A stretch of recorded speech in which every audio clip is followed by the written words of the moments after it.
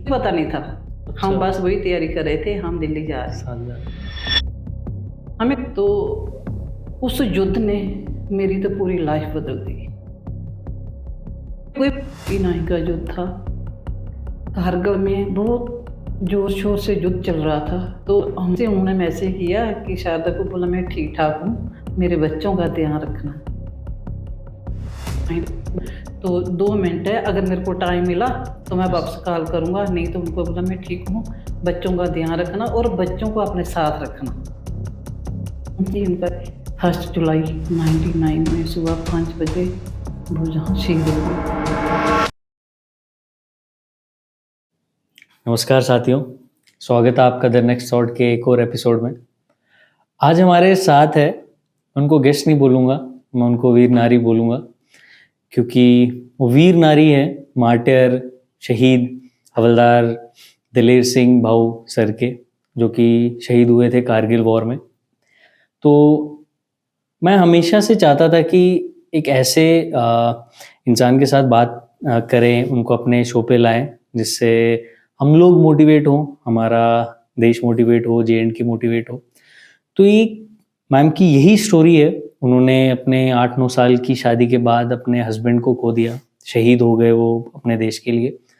तो उसके बाद मैम डिस्ट्रिक्ट डेवलपमेंट काउंसिल के चेयरमैन बने और उनका नाम है वीर नारी श्रीमती शारदा भाऊजी मैम, जो कि DDC हैं अखनूर के। तो उनके बारे में हमने बात की है, उनकी लाइफ के बारे में, कैसे उन्होंने अपनी लाइफ स्टार्ट की थी उनके हस्बैंड के शहीद होने के बाद। फिर उनके एक बड़े बेटे की भी डेथ हो गई थी किसी वजह से। तो इतने सारे संघर्षों के बाद उन्होंने अपनी लाइफ को किस मोड़ पे ले आए कि वो BJP की साइड से DDC बने हमारे JNK में और अखनूर ज़िले में। तो आइए उनसे बात करते हैं और जानते हैं कि कैसी थी उनकी स्टोरी, कैसी है और कैसे वो लोगों को मोटिवेट करते हुए आए हैं, और आज हम भी उनसे मोटिवेट होंगे।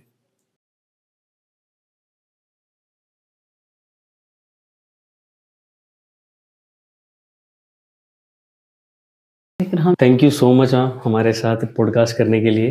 इतनी देर से हम लोग ट्राई कर रहे थे कि आपके साथ हो जाए, पर thank you so much, at last हमने कर लिया।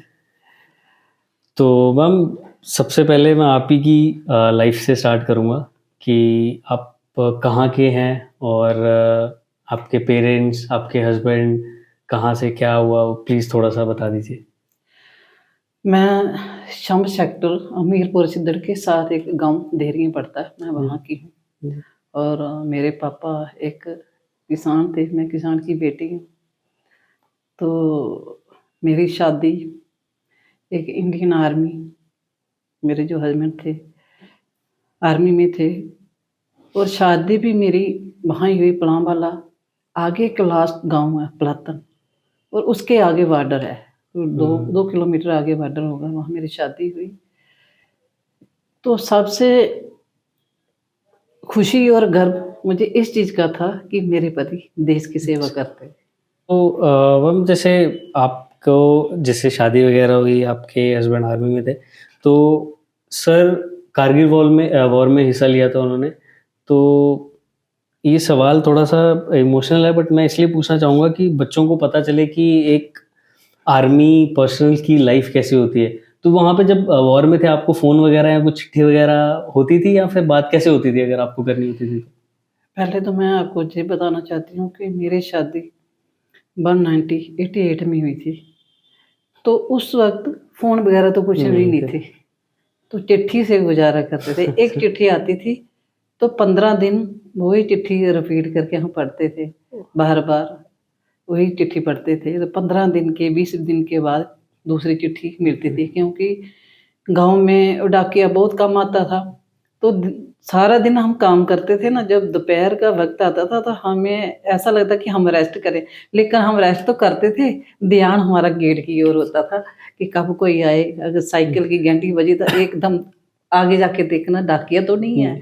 तो लाइफ इसी तरह से निकली, लेकिन फिर भी मैं बहुत खुश थी मेरे ससुराल में भी मेरे जो फादर इन लॉ थे वो भी आर्मी में थे, वो आर्मी में रिटायर हुए थे। लेकिन वहाँ भी हमारा ज़मींदारी का काम था, खेती बाड़ी का, तो मैं खेतों में जाना आना यही हमारा एक जो रोजी यही चल था। और मेरे 3 बच्चे हुए, 3 बच्चों के साथ मैं बहुत खुश थी, परिवार में भी बहुत खुश थी।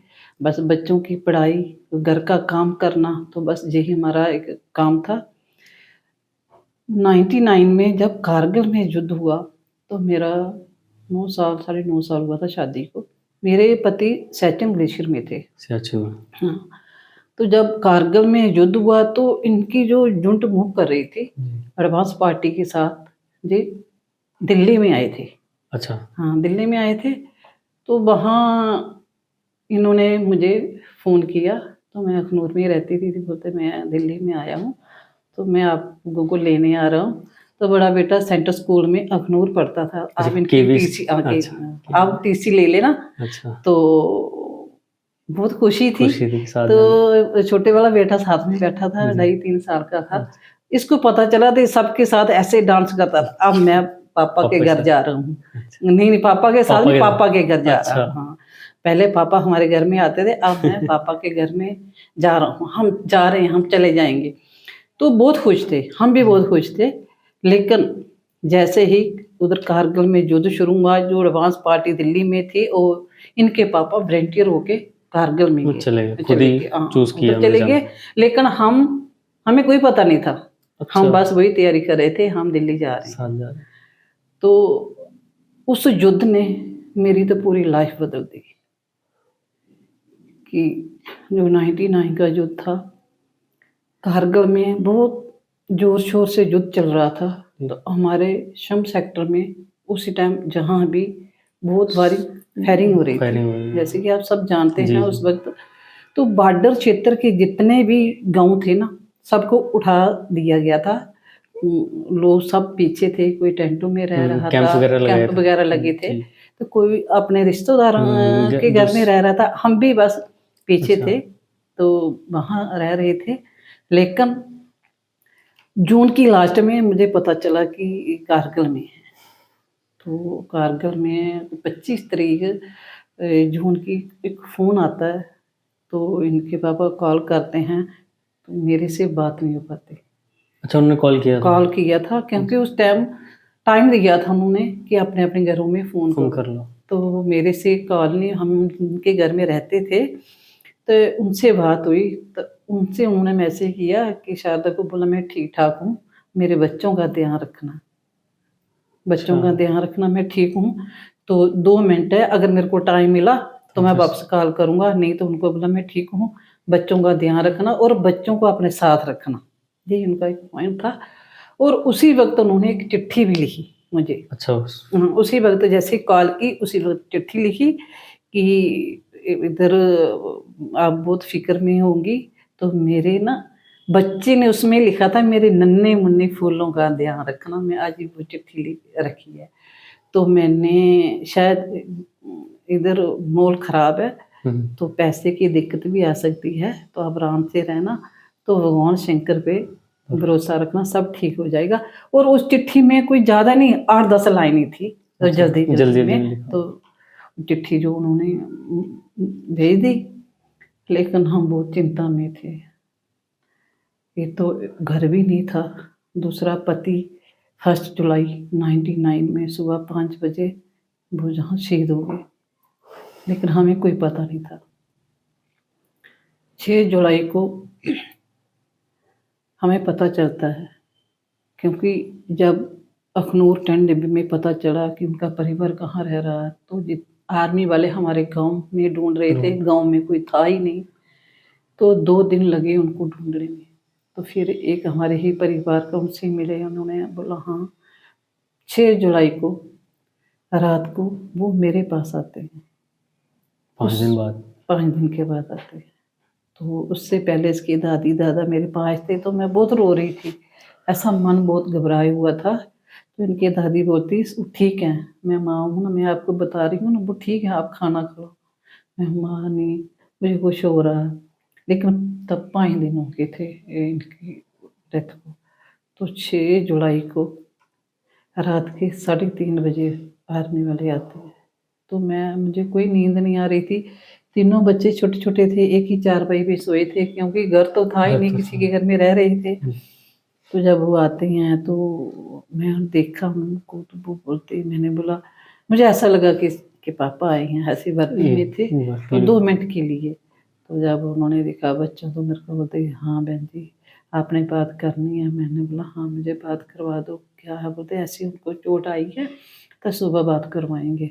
लेकिन दिल ये नहीं मान रहा था कि इनकी डेथ हुई है। मुझे यही था कि सुबह इससे बात कराएंगे, हम सुबह बात करेंगे, लेकिन सुबह तो आई ही नहीं। उसके बाद बाकी परिवार बटेड़ा हमारे रहते थे, तो बाकी परिवार वहाँ रहता था। तो उन्होंने अखनूर से मुझे उठाया, बच्चों को भी, हम बटेड़ा चले आए। तो वहाँ पूरी फौज थी, तो उन्होंने कुछ नहीं बताया।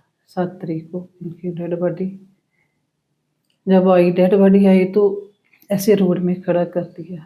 दुनिया इतनी थी, कहाँ जाएं। गांव में फायरिंग बहुत थी, जा नहीं पा रहे थे। तो उन्होंने बोला कि आप हमारे घर में रखो, तो हम अपने घर में जगह देंगे। लेकिन क्या करना था, मजबूरी थी। लेकिन मैं उनका भी बहुत बहुत धन्यवाद करती हूँ, शुक्रिया करती हूँ ऐसे मौके पे जिन्होंने हमें अपने घर में जगह दी बैठने के लिए, इनके पापा का अंतिम संस्कार वहीं पे संस्कार करने के लिए। तो बहुत दुनिया थी। फिर पनावाला की खोड़, हमीरपुर के गाँव के सब बहुत सारे लोग थे। तो वहाँ संस्कार हमने किया सिंपल। तो हम मतलब उस टाइम आपने क्या सोचा कि अब आपने सोचा होगा कि अब क्या करूँगी मैं अकेले बच्चों के साथ वगैरह, कैसी हिम्मत आपने खुद को दी उस समय? उस टाइम सोचने की तो हिम्मत ही नहीं थी, कि ऐसे लग रहा था कि मेरी लाइफ खत्म हो रही है। ये बच्चा, इसको उठा उठा के बता रहे हैं कि ये तेरे पापा हैं, ये रो रहा कि ये मेरे पापा नहीं है, क्योंकि ऐसे हालात थे, ऐसी डेड बॉडी थी जिसको पैकिंग तक खोला नहीं था। आप जानते हैं जहाँ इतनी फायरिंग हो रही थी, उनकी पैकिंग नहीं खुली हुई थी। क्या बताएं कि ऐसे ही उन्होंने रखा था पैक करके। तो हमने पहचानने से इनकार कर दिया था। मैं खुद बोलती थी वो नहीं है। तो सिर पे छत भी नहीं रहा। तो हम 2 महीने उनके घर में रहे, उनके ही घर में रहे। आगे क्या सोचे कि कहाँ जाएं, सोचने के लिए कुछ बचा ही नहीं, ना ही घर था ना ही कुछ था। लेकिन मैं धन्यवाद करती हूँ इंडियन आर्मी का। 16 जुलाई लाले के बाद भी तो ऐसे लगता है जैसे ज़िंदगी में कोई रिश्ता बन के आता है ना जी। 16 जुलाई के सीईओ साहब और उनकी मेम साहब आए, तो उन्होंने जब हमें देखा, गाड़ी लेके आए, तीनों बच्चों को, मुझे और इनकी दादी दादा को लेके अपने लाले बाग में क्वार्टर दिया। बोलते आप इधर हो जब तक आपका घर नहीं बनता। लेकिन बात फिर भी ख़त्म नहीं हुई, कब तक रहते। तो ये बच्चा था छोटे वाला, ये बहुत रोता था। जब कोई आर्मी वाला देखता था ना, इसे ऐसा हो गया था कि मेरे पापा को ले गए, शायद मेरी मम्मा को भी ले जाएंगे। जैसे ही आर्मी वाला कोई आता था तो ये डरता था। और 3 साल का बच्चा वो डिप्रेशन में चला गया है ना। उसके बाद फिर मुझे आर्मी वालों ने काफ़ी मुझे हिम्मत दी। वो हिम्मत दी जो हिम्मत मैं छोड़ चुकी थी, उसको मैंने पीछे छोड़ दिया था। लेकिन उन्होंने मेरे को हिम्मत दी कि मैंने अखनूर में जगह ली, फिर मैंने घर बनाया अपना।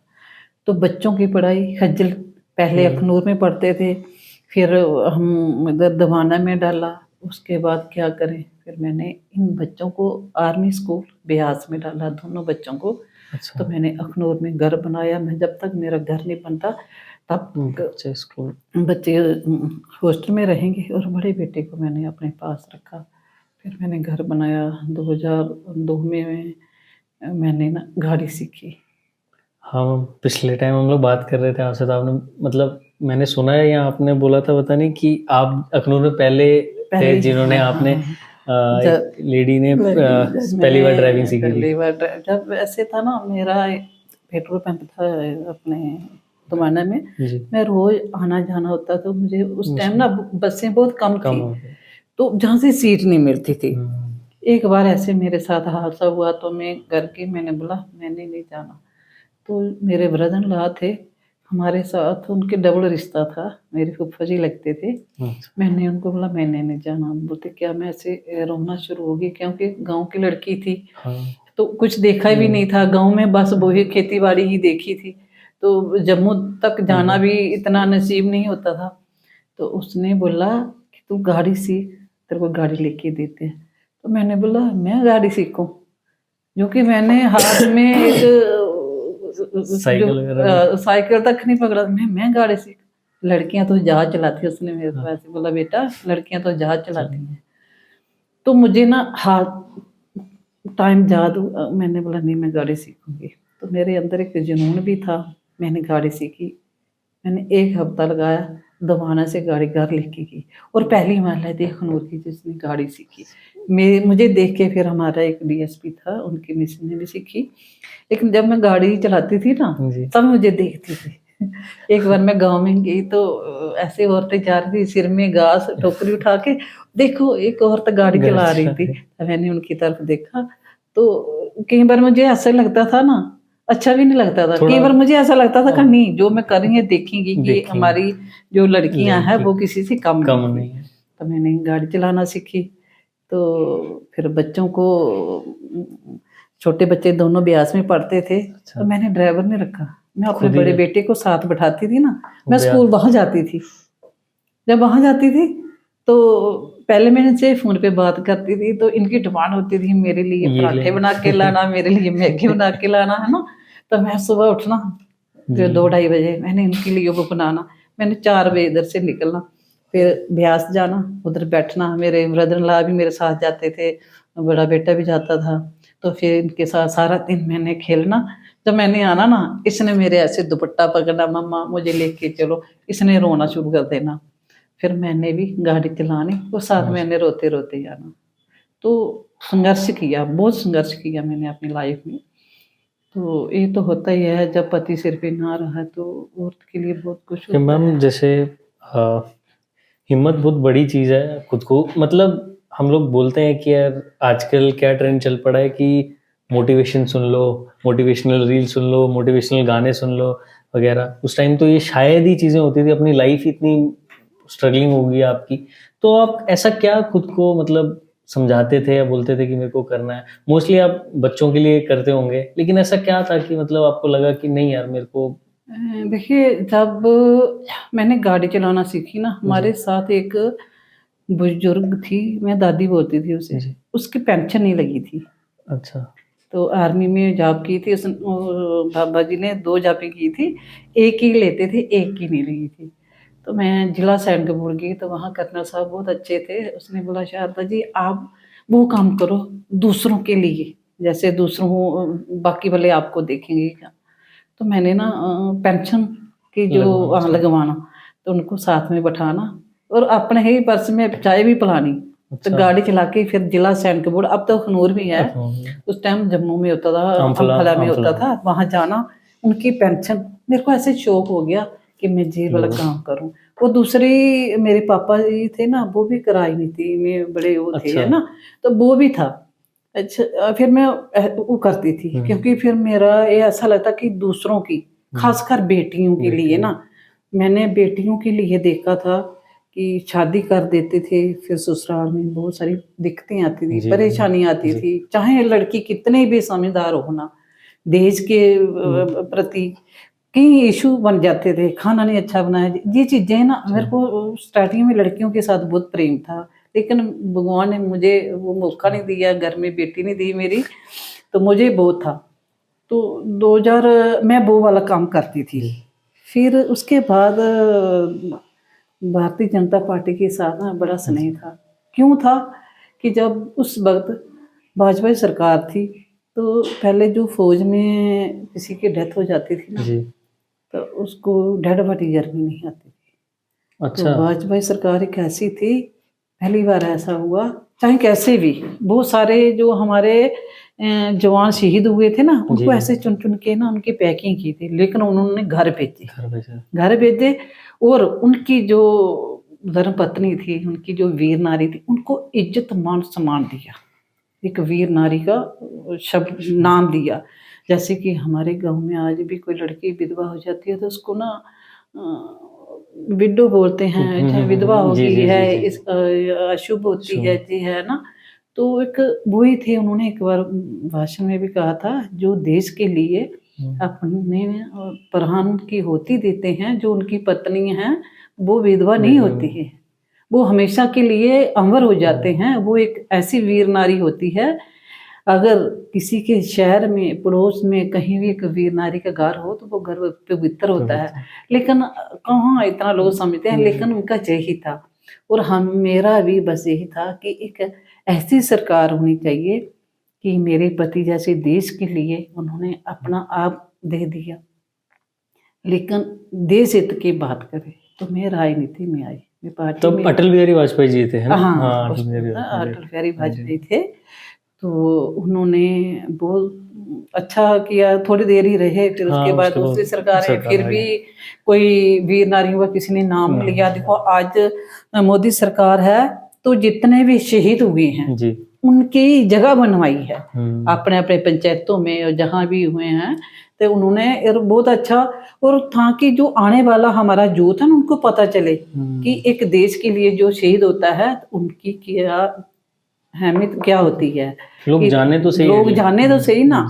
देखो शहीद हो गया, बस बात वहां ही खत्म होगी, उसी फैमिली को भुगतना है, बाकी किसी को पता ही नहीं है कि किया पता ही नहीं है ना। और जो आने वाले बच्चे हैं उनको पता चले ना कि मेरे पापा शहीद हुए हैं देश के लिए। मैं, मुझे ना बड़े सारे मुझे मौका मिलता, जैसे आर्मी में मुझे बहुत सारी जगह मैं चीफ गेस्ट बनी हूँ, मुझे अपने जीवन के बारे में बोलने के लिए बोलते हैं कि आप अपने जीवन के बारे में बोलो, ताकि जो बाकी वाली हमारी वीर नारी हैं उनको प्रेरणा मिले।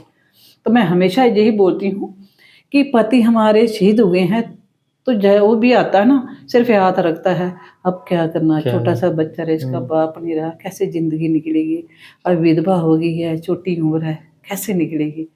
हमारा समाज ये क्यों नहीं बताता, बच्चे तेरे पापा ने 18,000 फुट पहाड़ी पे अपने देश के लिए अपनी जान दी है, तो उसका बेटा है, तो 20,000 फुट पहाड़ी, हिम्मत नहीं देते, है ना। 20,000 पहाड़ी देख, 18,000 वो गए हैं, अब 20,000 देखो, ऊंचाई देखो। तो उनकी विधवा को क्यों नहीं, ये बोलते हैं कि अब उस वीर की नारी हो जिन्होंने अपने लिए नहीं, अपने बच्चों के लिए नहीं, अपने परिवार के लिए नहीं, देश के लिए अपनी कुर्बानी दी है, तो उनकी ओर क्यों नहीं देखते। लेकिन ये चीजें मेरे अंदर आई, फिर मैं बहुत खुश थी। बच्चे थे, 2014 में मैंने ना अपने बेटे की शादी कर दी, छोटी उम्र में थे, 25 साल का बेटा हुआ। तो 2014 में इलेक्शन, MLA की इलेक्शन हुई, मैंने बहुत डट कर काम किया भाजपा का। तो जब इलेक्शन खत्म हुई तो बेटे की शादी हुई तो बहुत खुश थी। लड़की छोटी थी, छोटी एज की लड़की थी, 12th में पढ़ती थी, बिना दहेज के, क्योंकि मैंने एक मोटिवेट बना लिया कि मैं बच्चों की शादी करूंगी बिना दहेज के। शादी हुई तो घर में इतनी खुशियां आई, रौनकें आई, पल के लिए ऐसा लगा कि मेरी सारी खुशियां वापस आई हैं। अब मैं बहुत खुश हूँ। दोनों बच्चे बाहर पढ़ रहे हैं, जे हैदराबाद में पढ़ रहा है, दूसरा हिमाचल में पढ़ रहा है। लड़की है, इसने बहुत अच्छे नंबर लिए 10th में, इसको मैं डॉक्टर बनाऊंगी। मेरी बेटी नहीं है, मैं एक मिसाल बनाऊंगी कि मेरी बेटी नहीं थी, मैंने अपने बहू को पढ़ाया। बहुत अच्छा चल रहा था। और 2014 में कुछ महीनों के बाद मेरे बेटे का एक्सीडेंट होता है। मेरा बेटा उसी रोड एक्सीडेंट में बेटे की डेथ हो जाती है। वो दिन मेरे लिए एक ऐसा था, मुझे लगा कि मैं जहाँ से खड़ी हुई थी फिर वहाँ चली गई। वो मैं सोच भी नहीं सकती थी कि मैं फिर आगे बढ़ूंगी।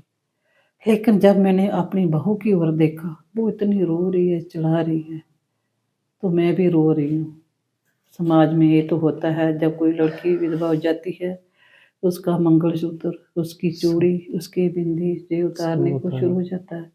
जब मैंने अपनी बहू को देखा तो दिल में ऐसा हुआ, जो दर्द, जो दुख मैंने देखा मैं इसको नहीं देखने दूंगी, इसको मैं इस घर की बेटी बना के रखूंगी, इसका ससुराल ही इसका मैके होगा। मेरे मन में ये बात आई। बच्चा आगे पढ़ा है, रो रही हूँ, उसको भी जी। पूछ रही हूँ, अब मेरे को बता मैं क्या करूँ। तेरे पापा जब चले गए थे अब छोटे छोटे थे, मैंने बहुत मुश्किल से टाइम निकाला, अब क्या करूँ। लेकिन उस बच्ची को भी मैंने गले लगाया। 12th में पढ़ती थी, सब मेरे को कहने लगे अब ऐसा कर, घर का चूल्हा चौका संभाल, ऐसे बोल, खाना बनाना सिखा, अब क्या करें। लेकिन मैंने फिर फैसला लिया मैं इसको आगे पढ़ाऊँगी। फिर मैंने उसके 12th के पेपर दिलवाए, ग्रेजुएशन करवाई, जम्मू यूनिवर्सिटी में MA करवाई। फिर इन दोनों बच्चों को एग्री किया, इनकी सलाह से फिर मैंने अपने छोटे बेटे के साथ शादी करवाई। उनका तो कर दिया, जी। लेकिन खुद फिर उसी दुख में चलो। जूझ रही हूँ। वो तकलीफ, पति का दुख, पुत्र वियोग, वो मेरा खत्म नहीं हुआ। फिर मैंने बाहर निकलना शुरू कर दिया। अपने पार्टी के बीच में मैं अपनी महिला मोर्चा के बीच में महिला मोर्चा की रक्षा रही, पार्टी के काम करती रही। तो मैम जैसे मतलब इसी वजह से मैम काफ़ी अभी के लिए तो मोटिवेटिंग दुनिया के लिए है, आपके लिए काफ़ी दर्दनाक सही में इतनी स्टोरी है, लेकिन ये मोटिवेशन मैम आया कि आपने बीजेपी के लिए इतना कुछ किया, तो आपका कभी था कि ये डीडीसी से ऊपर MLA जाऊंगे या फिर MP का कभी दिमाग में आया सोच के? मैं बेटे देखो, मैंने तो DDC के बारे में भी नहीं सोचा था। अच्छा। सच्चाई यही थी कि मैं पार्टी का काम करती थी, तो जी। मुझे यही था कि मैं जो तकलीफ मैं देख रही हूँ मैं उस दुनिया को देखूं, तो मैं समाज के लिए एक वो चीज़ बनूं कि आने वाली जो हमारी पीढ़ी है, जहाँ बच्चे हैं, वो देखें कि मैम के साथ कितना कुछ हुआ है, उसने कितनी हिम्मत रखी है। मैं एक गाँव की थी, इतनी पढ़ी लिखी भी नहीं थी, तब भी मैंने अपने आप को कैसे संभाला है, और अपनी बहू को। आप जानते हैं ना, अगर खासकर जब बेटे को कुछ हो जाता है ना, तो समाज भी बातें करना शुरू कर देता है, तो घर वाले भी कि पता नहीं क्या है क्या नहीं। लेकिन मैं उस चीज़ को ख़त्म किया, कि इस चीज़ को ख़त्म किया ताकि जो आने वाली जो हमारी बच्चियाँ हैं ना, वो स्ट्रांग बने, उनको ये हुए कि हम कमज़ोर नहीं हैं। महिला कभी कमज़ोर नहीं होती, बिल्कुल नहीं। अगर वो चाहे, उसके अंदर वो ताकत है, वो देश बदलने की हिम्मत रखती है। हम शक्ति बोलते हैं, हम लोग हर इसीलिए शक्ति है मात्र हमारे। शक्ति है, इसीलिए इनको दिया गया। लेकिन हमारा जो कुछ ना कुछ, मुझे ऐसे लगता है हमारा समाज भी कमज़ोर कर देता है ना, ऐसे हाँ मैम, बहुत ज़्यादा रहता है कि मतलब कि यार ये तो औरत है, ये तो क्या ही कर लेगी। यहाँ ऐसा रहता है हमेशा कि मर्द मतलब जैसे भी जो भी है वो सोचते हैं कि नहीं यार हम लोग हैं, हम इनकी देखभाल करेंगे, औरत का खुद का वजूद कुछ नहीं है, कुछ नहीं है ना। तो ये बहुत ही मतलब सैड है, चीज़ें आगे बढ़ रही है, जैसे सोशल मीडिया है। आपको कैसे लगा कि एज अ बीजेपी में आके, या आपका खुद का एक क्या मोटो, जैसे आपने हेल्प करना, तो अभी तक क्या क्या अच्छा किया कि आपने किन लोगों से मिले हो? देखो मेरा कुछ नहीं था, मैंने जब 20 में इलेक्शन आए जी। हम ऐसे घर में बैठे थे, तो ऐसे बोल रहे थे DDC के इलेक्शन है।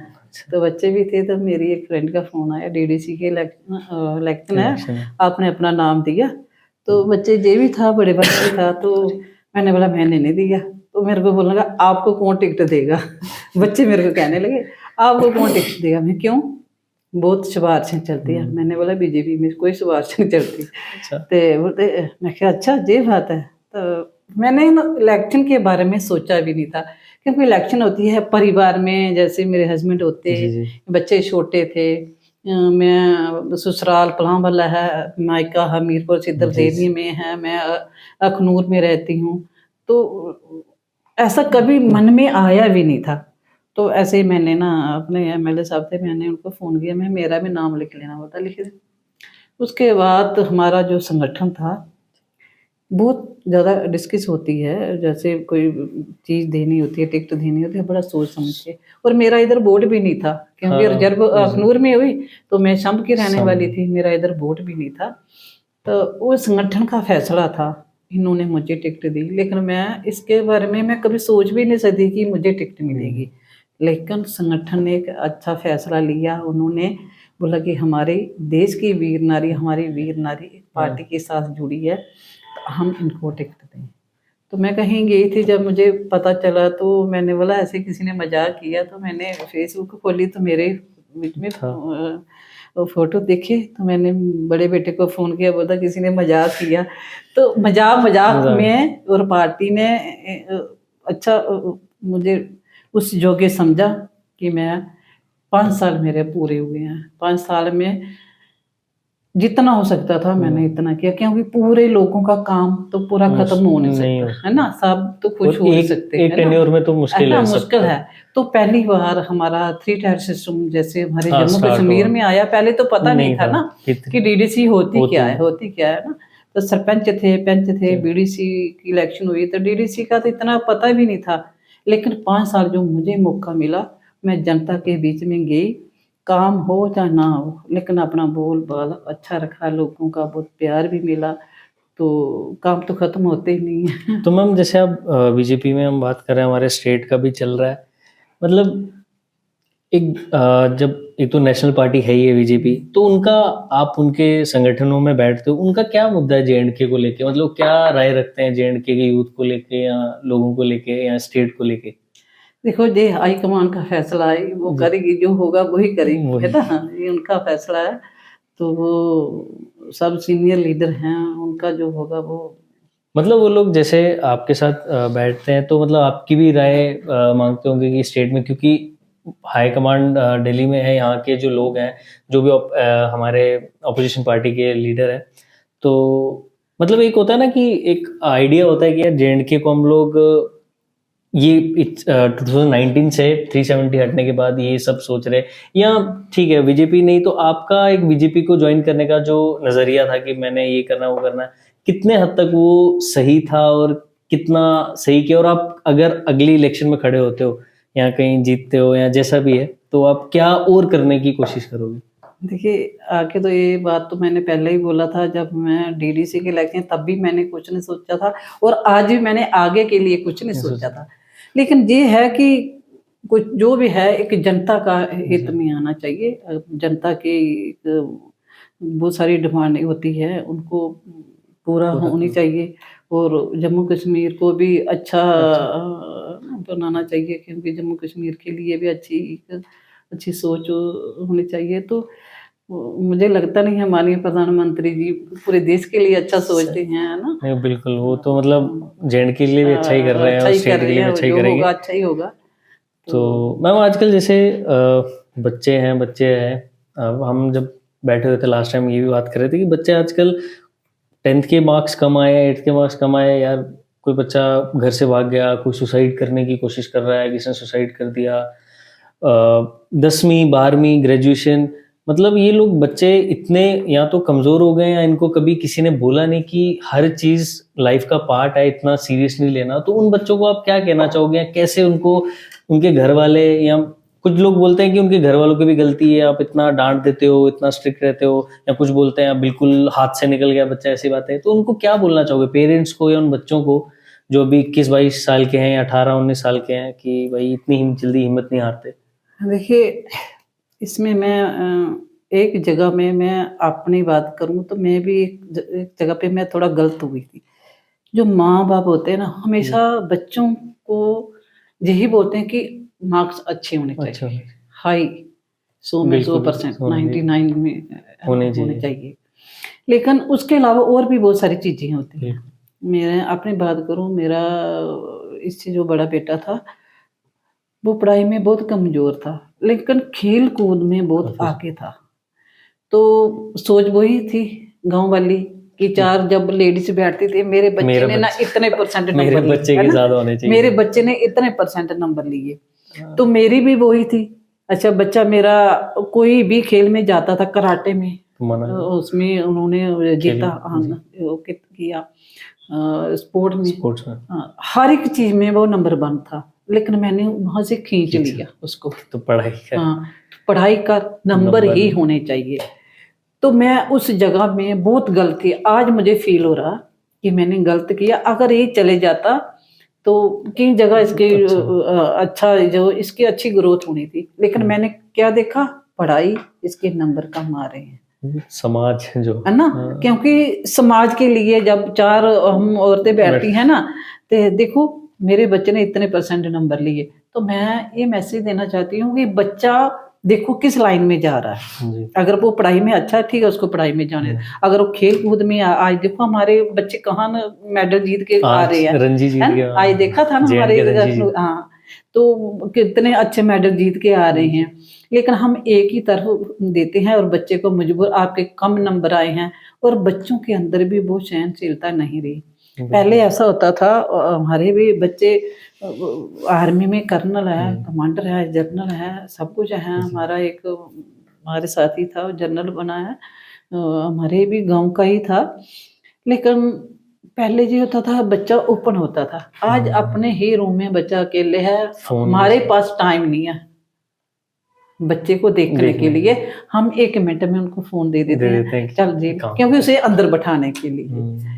तो ये जरूरी है कि शाम को बैठें बच्चे के साथ, डिनर करें, चाय पिए, उनके साथ एक दोस्ती करें, दोस्ती में रखें। जैसे पुराने टाइम में क्या होता था, मैं नानी नाना या दादा दादी के घर होते थे, तो हम लोग खाना होना, तो नानियों ने या मम्मियों ने खाना बनाना, सबने एक चटाई या नीचे बैठना, सबने खाना पूरा लाके सेंटर में रखना, सबको बांटना, साथ में खाना, बातें करनी या खुलना। आजकल मतलब पता नहीं जैसे भी हो गया है, वैसे सीखे हैं, जैसे भी है, सबको अपने अपने कमरे में खाना चाहिए। वो साथ डाइनिंग जो है, साथ में खाने का वो कल्चर चला गया हमारा। देखो उसमें पता क्या होता था ना, मेरे हस्बैंड ने एक बड़ी थाली ली थी जी। तो मेरे को यही बोलते थे तीनों को एक ही थाली में खाना खाना, क्योंकि प्यार बढ़ता है। तो वो थाली थी तो उसमें ही खाना देना है, कि बैठने से एक तो बच्चे को पता चलता कि ये मेरे कौन। आज तो रहा नहीं, ना बुआ रहेगी, ना चाचा रहेगा, ना मासी रहेगी, आज तो जमाना ही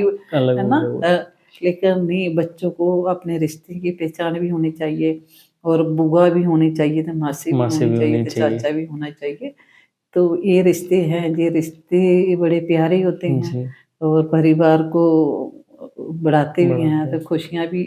और मैम मेरे को लगता है कि लोग जब बच्चे ऐसे परिवार में रहते हैं जहाँ पे सारे हैं, वहाँ पे बच्चे हिम्मत नहीं हारते इतनी जल्दी। देखा जाएगी यार, देख लेंगे, कर लेंगे, कोई नहीं है, हंसने खेलने के लिए है, किसी को बोलने के लिए आजकल तो बच्चों के पास, बच्चे ऐसे अकेले हो गए फोन की वजह से, हिम्मत नहीं रहती। आपको बात बता, जब मेरे साथ हादसा हुआ था, मेरी दादी जिंदी थी जी, तो मैं बहुत रो रही थी, तो मेरी दादी मेरे को हिम्मत दे रही थी, आप बहुत हिम्मत वाली, मेरे परिवार वाले मुझे हिम्मत दे रहे, आप अकेली थोड़ी, आप बहुत हिम्मत वाली, आप सब कुछ कर सकते हैं। परिवार ये हिम्मत देता है, हिम्मत वाला था, उनसे हिम्मत मिलती है। तो आज के समय में क्या देंगे, जब एक ही होता है, क्या देगा, है ना।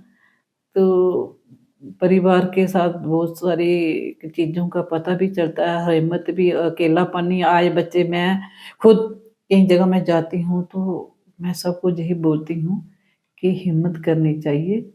और एक बार मैं कहीं गई तो एक लड़की ने मेरे को पूछा कि मैम ऐसा क्यों होता है कि ससुराल में लड़की को ना इतनी तकलीफ दी जाती है, दहेज के प्रति उसको टार्चर किया जाता है। तो बहुत सारी लेडीज, जैसे मैं जाती हूँ लेडीज ज़्यादा होती है। मैंने उनको बोला कि कौन ऐसा करता है ससुराल में, ससुराल में कौन होता है, हम जैसी माएँ होती हैं ना, वो ही सास बनती हैं। ये मेरी बहनें बैठी हैं ना, ये सब बहू बनी हैं, फिर कल ये सास बनेगी, फिर ये दरानी जेठानी बनेगी, ये नंद बनेगी, ये भाभी बनेगी। तो दुख देने वाले कौन है, हम लोग ही हैं। अगर आप मुझे बोल रहे हो कि आपने ऐसे कैसे कर लिया, तो मैं बोल रही हूँ 4 लोग तो मेरे साथ जुड़ो, 4 लोग मेरे जैसे होंगे तो उनके साथ 4 और होंगे, ऐसे 8, ऐसे पूरा समाज बदल सकते हैं। क्योंकि जब लड़की घर में ब्याह के आती है ना, सास ही ऐसी होती है जो उसको गले लगाती है, और सास ही ऐसी होती है जो 4 बातें सुनाती है ना। तो ये चीज़ें अगर हम सब एक जैसे सोचें कि ये बहू बन के जो हमारी बेटी आई है, हमारी बेटी किसी के घर में बहू बन के जाए, तो मुझे लगता है घर ही स्वर्ग बन जाता है। वही मैम, जैसे हम लोग आज भी हमारे टाइम पे ऐसे हो गया है कि घर वालों से अगर बात करनी है तो हम लोग बोलेंगे हाँ मम्मा खाना दे दो, हाँ मम्मा खाना नहीं खाना है, नहीं, बस इतनी सी बात रहेगी घर वालों के साथ। हाँ, हो सकता है कि बच्चे भी शायद थोड़ा बड़े हो गए हैं, बिजी हो गए हैं, लेकिन मेरे को लगता है कहीं ना कहीं अगर पेरेंट्स नहीं कर रहे तो बच्चे थोड़े से, मेरे को लग रहा है अपने आप को समझदार अगर समझते हैं, थोड़ा सा आगे आके वही मम्मी पापा के साथ टाइम बिताएं। कि मतलब अभी जैसे पहले तो सिर्फ मोटिवेशन के लिए बोल दे कि यार बच्चे ही माँ बाप के आने वाले टाइम में साथ देते हैं, लेकिन जब ऐसा ऐसा टाइम आता है तो बच्चे तो भूल ही जाते हैं कि हमें भी घर वालों के साथ रहना है। अब हमारा टाइम है उनके साथ रहने का, उन्होंने हमें इतना बड़ा कर दिया। बच्चे तो फिर वही करेंगे जो देखेंगे। ऐसा है ना हाँ कि वही। बच्चे तो वही करेंगे जो देखेंगे। देखिए पहले ही बात है कि मम्मी पापा आए हैं, बच्चे बाहर से आया है, अपने एक ऐसी रूटीन बनानी चाहिए कि लॉबी में बैठो, चलो इधर कहाँ गए थे, ऐसा करना चाहिए ना, कहाँ गए थे आज, मैंने ये काम किया। देखो आजकल सब कमा रहे हैं, बिल्कुल खा कर रहे हैं, और बच्चे हैं अपनी कमाई करें, कोई नहीं पूछता है ना। पहले खेती बाड़ी होती थी, इनकम कम होती थी, तो तब भी परिवार इकट्ठा होता अच्छे था, से बहुत रहते थे। प्रेम प्यार होता था। तो मुझे लगता है कि बच्चे के साथ माँ बाप ने दोस्ती बन के रहना रहना चाहिए, कि चाहिए। दोस्ती ऐसी होनी चाहिए जहाँ बच्चा हर एक बात शेयर करे, चाहे किसी की कैसी भी बात हो, उनके साथ शेयर करें और एक दोस्त की तरह रहे। तो बच्चों ने ऐसा नहीं करना चाहिए, क्योंकि माँ बाप इतनी मेहनत करते हैं, अगर बच्चा कोई ऐसा कर देता है तो जीवन पर माँ बाप तो खत्म हो गए हैं, बच्चे की लाइफ भी खत्म हो जाती है ना। तो हिम्मत करनी चाहिए और हर एक चीज़ का सामना भी करना चाहिए। क्या मेरी लाइफ में कम तकलीफें आई हैं, कितना संघर्ष किया मैंने, और आज तक कर ही रहे हैं। तो हिम्मत नहीं हारनी चाहिए, हमेशा दूसरों की मिसाल बनना चाहिए कि सामने वाला देखे कि इसने अपनी लाइफ में कितना कुछ किया है। तो हिम्मत है तो सब कुछ है, और हिम्मत करने से बहुत सारे परिवार का नाम भी ऊंचा होता है कि उनकी बहू जा रही है, उनकी बेटी जा रही है, उनकी पत्नी जा रही है, उनकी माँ जा रही है, कितना कुछ जुड़ा होता है।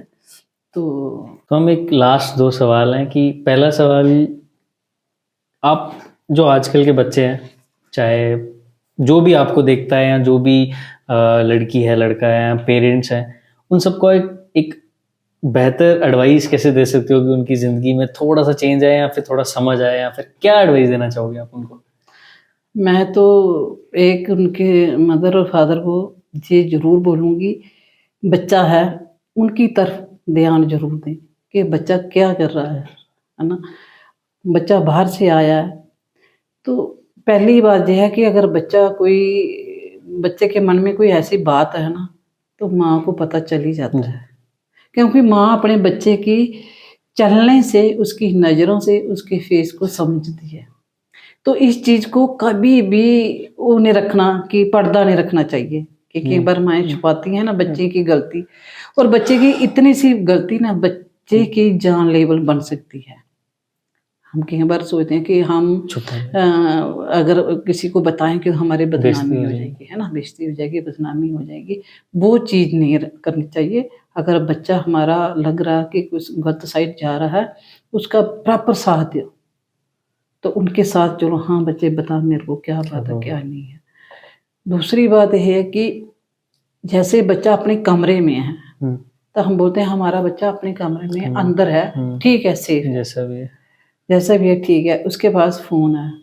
तो ये भी गलत बात है कि बच्चे को देखो ना, सुबह से लेकर शाम तक आप कमरे में क्या कर रहा है। आजकल जो फ़ोन है, इनकी सुविधा भी बहुत अच्छी है, अगर सोचा जाए तो वो गलत भी, नुकसान भी बहुत हैं। आजकल बच्चे गेमें खेल रहे हैं अपने ही, मैं ऐसे मेरे साथ कोई बात कर रहा था, पता नहीं 1.5 लाख रुपया बच्चे ने गेम में कर दिया। तो फ़ोन के अंदर हम तो व्हाट्सएप चलाते हैं, तो फेसबुक चलाते हैं, फ़ोन करते हैं, फ़ोन आता है, जी चीज़ें हैं। और आजकल के बच्चे का कंप्यूटर दिमाग है, ये छोटे छोटे बच्चे हैं ना, वो एक मिनट में गेम चला रहे हैं। तो फिर जब ऐसा काम हो जाता है तो बच्चे को भी तकलीफ, मैंने इतना पैसा हरा दिया और माँ बाप भी। तो बच्चा फिर जब घर से भी डांट पड़ती है उसको, बच्चा ऐसे गलत रास्ते में चला जाता है। बच्चे को अपने साथ रखो, और दिन में अगर बच्चा घर में है उसको देखो क्या करा क्या नहीं। अगर बच्चा उदास है तो मैं तो ये कहूँगी कि बच्चा 2 पल के लिए अगर उदास होता है तो माँ को बस पता चल जाता, मुझे तो चल जाता भाई, मैं सच चल बताऊँ जाता ना। है, मैं तो हर बच्चे माँ की को हाँ, मोस्टली मैं चले तो जाते। उसके चाल चलन से चलने से भी मैं मुझे पता होता कि क्या कर रहा, क्या हुआ बच्चे, क्या नहीं। उसका दोस्त बन के उसके साथ खड़ी हो। अगर कोई गलती हो भी गई है तो गलतियाँ तो बच्चे ही करते हैं ना। तो हम एक मनुष्य जुड़ने में आए हैं, भगवान तो है नहीं है कि हम गलती नहीं करें, बिल्कुल, है ना। चाहे लड़की हो, चाहे चाहे लड़का, लड़का चाहे हो, माँ है, बाप है, गलतियाँ सबकी गलतियाँ तो हो होती जाती हैं ना। तो एक बच्चा होता है, वो इतना लाड प्यार से होता है, जब उसे कोई हैं, डांटता है तो वो एक नहीं ही सह चीज है पाता। ना, नहीं सहन कर पाता।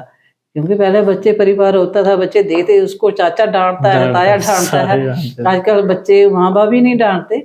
तो कहीं ना कहीं हम लोग भी थोड़े गलत हैं कि सोचा जाए सोच तो हमें भी बच्चों का इतना ध्यान नहीं रखते, क्योंकि उनको पूरी फैसिलिटी देते फैसिलिटी हैं, है ना, काफ़ी पूरी सुविधा देते हैं। 1.5 लाख का मोबाइल हो गया, कि तेरे को जो करना है कर, जो हम सब कर दे रहे हैं। हाँ सब दे रहे हैं।